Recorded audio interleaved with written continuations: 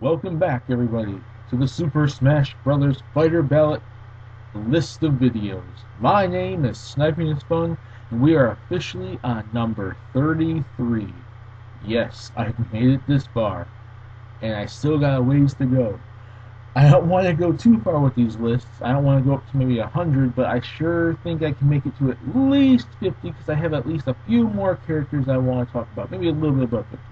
So we're about halfway there, or more than halfway there at least, because I think I'm kind of running low on characters that I really want to talk about, but there's still a decent amount of Nintendo first and second party and third party characters I still do want to talk about.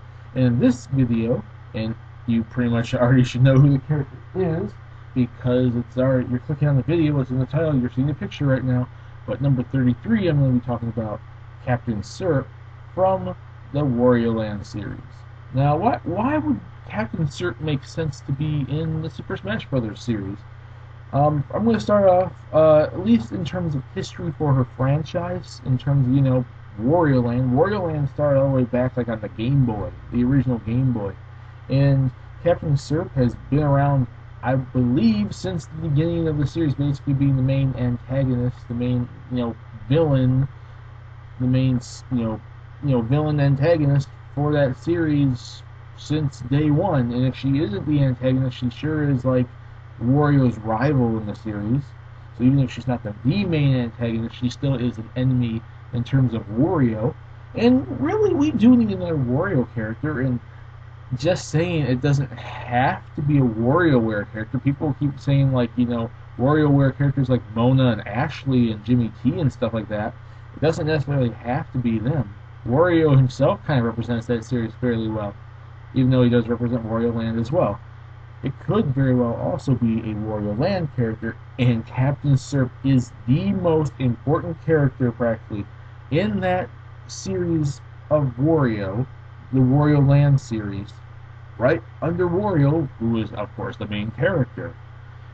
And in terms of popularity, I don't think she has so much, but I think she's built up a decent fan base, especially since she's been around since like the early 90s. So given that she's been around for at least around like 20 plus years, I think she's built up a decent sized fan base that actually likes the character and would fairly want to see her in Smash. In terms of moveset potential, she's a pirate. She could do pirate-based things, swinging on the ropes, doing maybe a sword fight or something like that. But then you could also, take, basically what you would see with Tetra, like a Tetra type character, like a pirate type character, except she's like mischievous, so she's not like full frontal sword fighting, attacking, but she's mischievous.